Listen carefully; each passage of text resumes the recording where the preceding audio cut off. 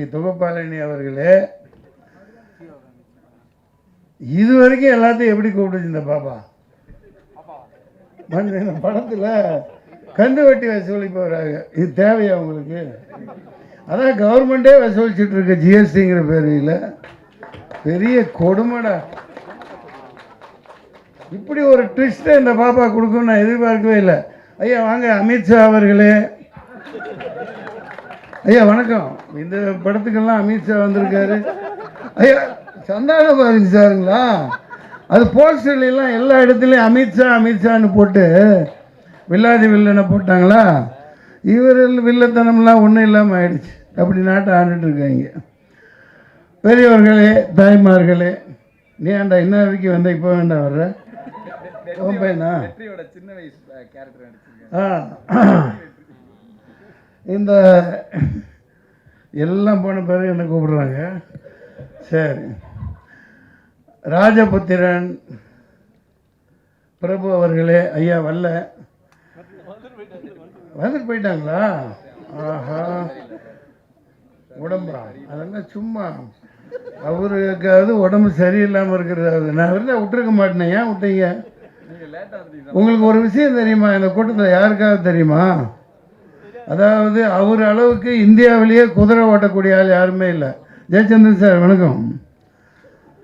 பிரபு sir கேப்டனே மிரண்டிருக்கார். பெங்களூரில் பயங்கரமாக படிக்கல ட்ரைனிங் எடுத்தவர். குதிரை செத்தாலும் அவர் இறங்க மாட்டார், கீழே பறப்பார். 120 கிலோமீட்டர் ஸ்பீடில் பறப்பார் பிரபு சார். அவருக்கு போய் உடம்பு சரியில்லைன்னா எப்படி?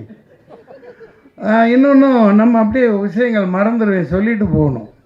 ஒரு சில படங்கள் குதிரைக்கு முக்கியத்துவமாக கண்டா ஏதோ வர சொல், இந்த மாதிரிலாம் படங்கள் வந்தது. கதாநாயகர்கள் குதிரை ஓட்ட கற்றுக்குங்க முதல்ல. ஏன்னா அந்த கன்ராஜ், இப்போ டைமண்ட் பாபு சார் கன்ராஜ் தானே, ஆவணி 40 குதிரைக்கு மேலே வச்சுருக்காங்க. இங்கிட்ட தென்னவன், அவங்கெல்லாம் பாவம் குதிரைக்கு கொல்லி எப்படி போடுவாங்க. கதாநாயகர்கள்லாம் பில்டப்லேயே வாழ்ந்துட்டு போகிறாங்க. ஒரு குதிரை ஓட்டுற சீனா குதிரை கற்றுக்கணும். அது என்ன ஒரு 1000 2000 1000 10,000 கொடுத்து கற்றுக்கிறதுல என்ன? கற்றுக்க மாட்டேங்கிறாங்க. பில்டப்லேயே ஓடிட்டு இருக்குது. பில்டப்லேயே எல்லாம் ஓடுது.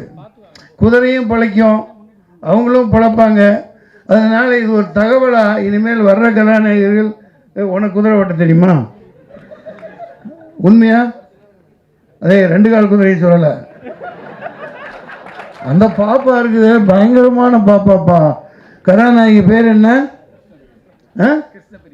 கிருஷ்ணபிரியா. அப்பா, அந்த கால ரேவதி மாதிரி இருக்காங்க, நல்லா வருவாங்க. ராஜபுத்திரன் பிரபு அவர்களே, ரஜபுத்திரன் கதாநாயகன் அவர்களே, ரஜ கஜ துர பதாகைகளாக வந்து எடுத்துக்கொண்டிருக்கும். ஏன் ரஜ கஜ பதாதைகள்னு உங்களை சொன்னோன்னா, அங்கே பாருங்கள், AK-47 மாதிரி தாளிகையாளர்களே மற்றும் நெல்லை சுந்தரராஜன் அவர்களே, மதிய நண்பரே, நிறைய இருக்காங்க இங்கே. ஐயா நிறைய பேசிட்டு போயிட்டாங்க, எல்லாத்தையும் பேசணும். பழைய ஜோக்கு தம்பி துரை அவர்களே, நான் விட மாட்டேன். நான் பழைய ஜோக்கு தம்பி துரை தான், தம்பி தங்கத்துறை. சாரி நான் இவங்கள மாதிரி போயிட்டேன். அவங்க கூட பழகினேன்னா அந்த பழைய ஜோக் அதை சொல்லி காட்டிட்டேன். நீங்கள் சொல்கிற ஜோக்கெல்லாம் புது ஜோக், நடக்கிறது தான் பழைய விஷயமா நடக்குது. இப்போ பாருங்கள், ஆப்ரேஷன் சிந்தூர் கொடுமை. எங்கேருந்து வந்தான்னு தெரியல, எங்கே போனான்னு தெரியல, பிடிக்கிறதாவும் இல்லை. 1/2 மணி நேரத்தில் தமிழ்நாடு போலீஸை விட்டுருந்தா. ஏன்னா அதுக்கப்புறம் 8ஆவது நாள் அங்கே இருக்கேன், முன்னாடியே நிகழ்ச்சிப்படி. சார் ரொம்ப கொடுமைங்க. அங்கே உள்ள சாதாரண இந்த இப்போ குதிரையை பற்றி பேசுனேன்ல, பாவம் அந்த குதிரைக்கு கொள்ளு போடக்கூட காசு இல்லை. இந்த டூரிஸ்ட்டை நம்பி தான் என்டையர் காஷ்மீரே இருக்குது. அங்கே உள்ளே இருந்து யாரும் வரல. அந்த ஆட்டோக்காரங்களாம் சத்தியம் பண்ணுற, ஐயா ஜனாப் சப் அந்தருக்கு அந்த சப் ஓ கேம்ப் வாலே இன்னைக்கு எல்லாம் அவங்க தான். இராணுவத்தை மாரி ஒன்றும் ஒரு காக்கா கூட உள்ளே வர முடியாதுன்னு இப்படியே புல்வாமா இந்த ஆட்சியை தக்க வைக்கிறதுக்காக ரொம்ப குடும்பத்தனம் பண்ணுறாங்க. இதை சொல்ல வேண்டியதாகிடுச்சு. அதாவது ஆள்றவங்களே வில்லனாக இருக்காங்க. நாங்கள் இங்கே யாரும் சந்தான பாரதியெல்லாம் பெரிய வில்லனே கிடையாது. நானும் ஒரு வில்லனே கிடையாது. நம்ம அவர் இருக்காரு, ஒன் ஷாட் ஹீரோ. நம்ம பேர் என்ன? சீனிவாசன். என்ன சீனிவாசன் ஐயா பேர்?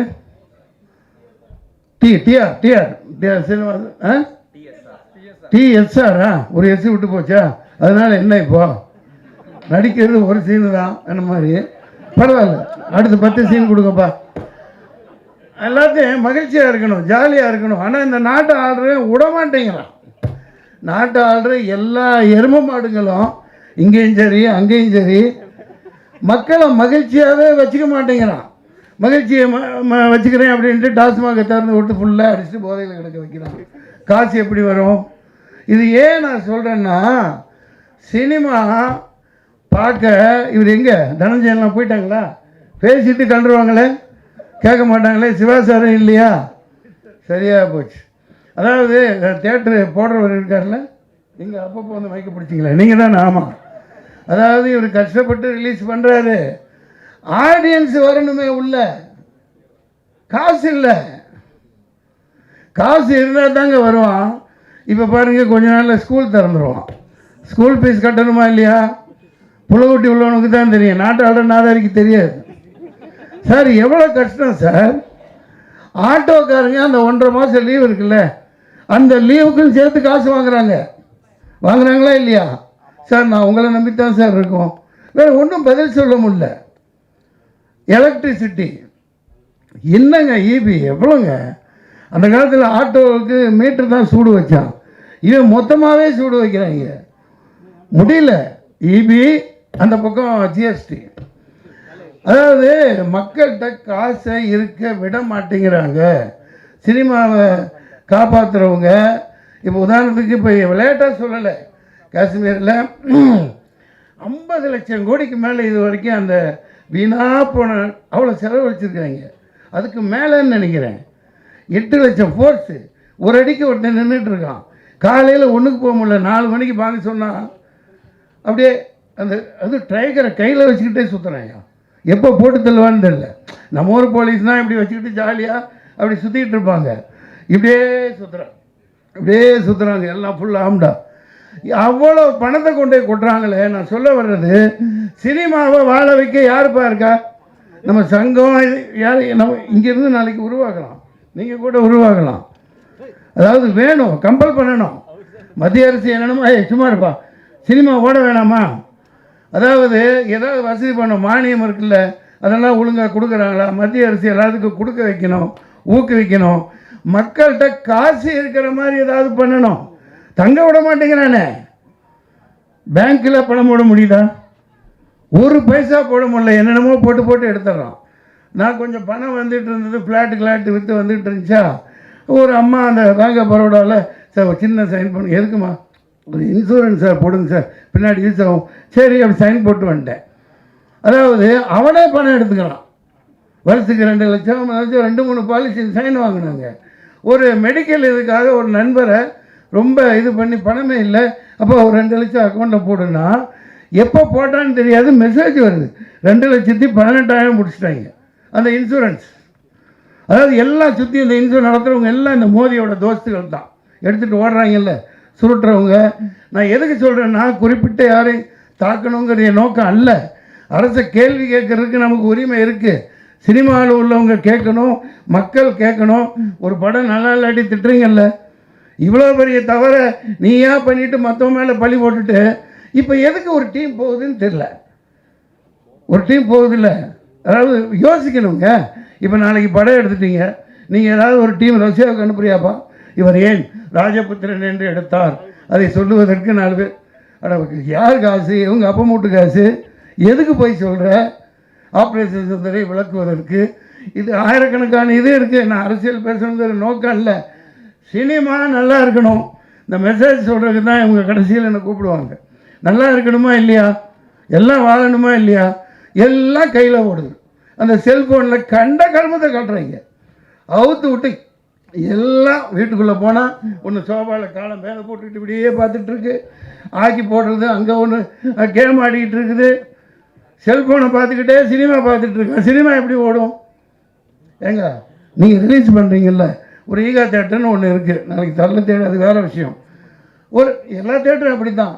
இந்த பேனரெல்லாம் எங்கேயாவது பார்க்க முடியுதா? வெளியில் ஒரு ஹோட்டல் நடத்துகிறான், அங்கேயே ஹோட்டல் நடத்துகிறாங்க, எல்லாம் நடத்துகிறாங்க. அந்த காலத்துல எல்லாம் ஒரு பேனர் வைப்பாங்க, கையில் காசு வச்சுக்கிட்டு போய் பார்ப்பாங்க. யார் படம்? சின்ன தம்பி, கேப்டன் பிரபாகரன், ஏதோ அதாவது ஆசிரியரை காசு வச்சுக்கிட்டு பார்ப்பாங்க. ஒரு தேட்டரில் பேனர் இருக்கணும், பேனரே வைக்க மாட்டேங்கிறாங்க. இல்லை சார் எல்லாம் ஆன்லைனில் வந்துடுறாங்க. சொல்ல வேண்டியது மக்கள் கையில் காசு இருக்க வைக்கணும். ஏகப்பட்டதை ஏற்றிக்கிட்டே போகிறான், டோல்கேட்டு போடுறான், ஜிஎஸ்டி போடுறான். அப்புறம் என்னென்னப்பா படம் எடுக்காட்டி ஜிஎஸ்டி வாங்கிட்டே இருக்காங்கப்பா. மக்கள்கிட்ட காசு இருக்க மாட்டேங்குது. தங்கம் 80,000 ரூபா பவுனுன்னா இந்த நாடு விளங்குமா? இவனையெல்லாம் தூக்கி போட்டு மிதிக்க வேணாமா? தூக்கி போட்டு மிதிக்க வேணாமா? ஒரு 4-5 வருஷம் 6 வருஷத்துக்கு முன்னாடி 30,000 தானே இருந்துச்சு. ஏன் ஏற்ற வர்ற? ஏன்னா கப்பல், ஏர்போர்ட்டு எல்லாம் தூக்கி கொடுத்துட்டான், தனியாக இருக்குது.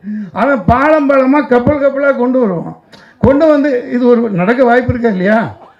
என்ன நீ யார் ஆளுங்கட்சி பக்கமா? இல்லை சாயாக உட்காந்துருக்கீங்க, சொல்லுங்கள். பத்திரிகையாளர்லாம் கேள்வி கேட்கணும். இப்போ சில பேர் கடத்திட்டு ஏதோ ஒரு கஷ்டப்பட்டு ஒரு 2 பவுனை கொண்டாந்தா பிடிச்சிக்கிட்டு நாசம் பண்ணி ஏதோ பண்ணுறாங்களே. இப்போ குஜராத்தில் வந்து இறங்குது கப்பல். எவன் கேட்குறான்? அதான் நீ துறைமுகம். அவன் பாட்டு கப்பலில் 1000 கிலோ 2000 கிலோ 10,000 கிலோ கொண்டு வர்றான். அவனே நிப்பாட்டி வச்சுட்டு பண்ணுறான். ஏதோ ஒரு சூது நடக்குது எல்லா நாடுகளுக்கு நடுவில்.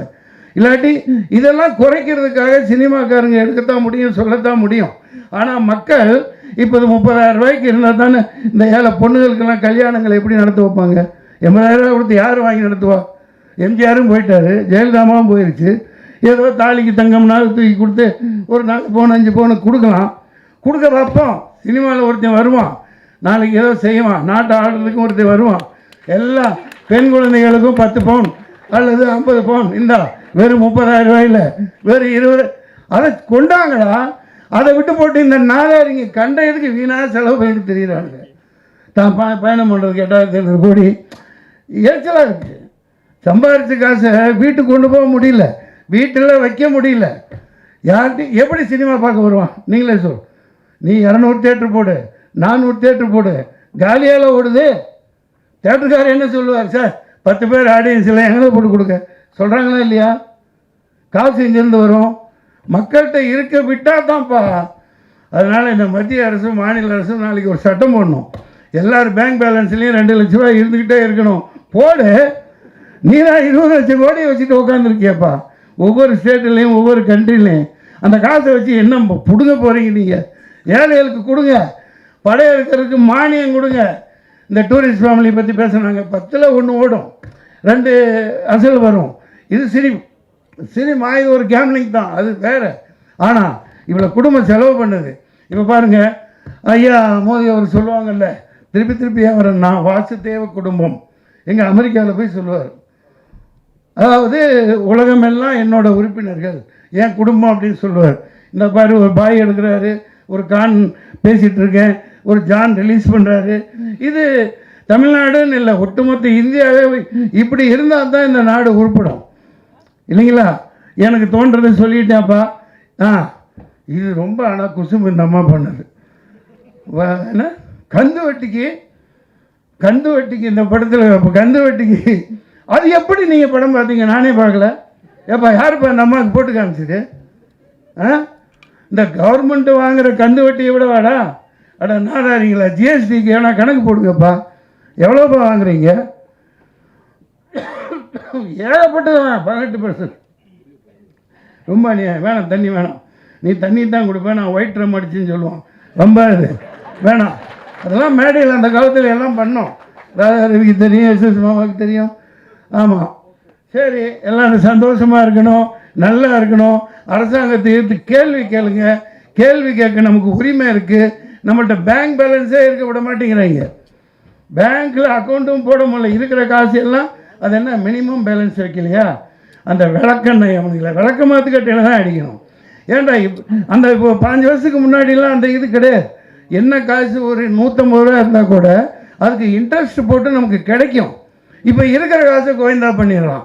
தெரியாதனமாக பணத்தை போட்டால் அவன் இப்போ சொல்ல வந்தேன், அப்படியே விட்டுட்டேன். அந்த 2 லட்ச ரூபா போட்டேன் இல்லையா இன்சூரன்ஸுக்காரன், அதோடு சேர்த்து இருந்த காசையே பிடிங்கிட்டான். ஏன்டா நான் கையெழுத்து போட்டது ஆட்டோமேட்டிக்காக அவன் எடுத்துக்குவானா. ராக் கொள்ளக்கார மாதிரி நடத்தாங்க இந்த பேங்க்.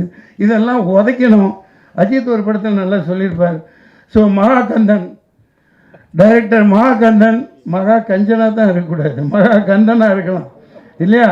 கந்தா கடம்பா கதிர்வேலா ஞான பண்டிதா அப்பனே முருகா ஐயா மேலே கூப்பிடுங்க, நல்லா ஓட வைப்பாங்க. அது நான் என்ன பண்ண போகிறேன், நல்லா இருந்தால் ஓட போகுது. ஆமாம், நல்லா செக்கச்சேவன்னு அழகாக தான் இருக்கிறான். ஆமாம், நம்ம ஜெயம் ரவி மாதிரி யாரையும் போய் கட்டிட்டு மாட்டிக்காதையா, ரொம்ப போயிடும். சரி, என்னமோன்னு அவங்கவுங்க வாழ்க்கையை அவங்கவுங்க பார்த்துக்கிறது தானே. சரிங்க, போயிட்டு வரேன், சந்தோஷமாக இருங்க. 4-5 இஷ்யூ தீர்க்கப்பட வேண்டியது. மக்கள் கையில் பணம் இருக்கணும். இந்த அரசாங்கங்கள் அதுக்கு ப்ரொவைட் பண்ணணும். நாசமாக போகிறதுக்கு பணத்தை செலவழித்து நாட்டை நாசம் பண்ணுறதை விட சினிமாவை வாழ வைக்கணும்னா சினிமாக்காரங்க இவங்களுக்கு வசதி ஒன்றும் பண்ண மாட்டேங்கிறாங்க. அதுக்கு ஏதாவது ஒன்று செய்யணும் இல்லைங்களா? எல்லா படமும் ஓடணும். எல்லா படமும் ஓடும்னா மக்கள் கையில் காசு இல்லாத மிகப்பெரிய குறை. அதனால் எந்த ஆட்சி இருந்தாலும் சரி, அடுத்து விஜய வர்றாரா, கொள்கையை தான் நம்ம இதில் போட சொல்லுப்பா. என்னப்பா அதான்ப்பா, அது என்னமோ போடுவாங்களே, தேர்தல் அறிக்கையா, அந்த இதில் போடணும். எல்லாருக்கும் ஓட்டு போடுற எல்லா குடும்பமும் 2 லட்ச ரூபா 2 லட்ச ரூபா நாங்கள் ஃபிக்ஸ்டில் போடுவோம், அதை வச்சு நீங்கள் வியாபாரம் பண்ணுங்க, அதுக்கு டேக்ஸ் இல்லை அப்படின்னு போடணும். இந்த ஜிஎஸ்டியை சினிமாவுக்கு தூக்கணும். ஜிஎஸ்டியை என்னய்யா, ஜிஎஸ்டி கொடுக்குறவங்கள டிக்கெட்டில் அதை தூக்கணும். நாங்கள் மகிழ்ச்சிப்படுத்துறதுக்காக இருக்கணும். நாங்கள் எனக்கு எதுக்கு வெங்காயம் நீ ஜிஎஸ்டி போடுற, ஏன் போடுற கேளுங்க.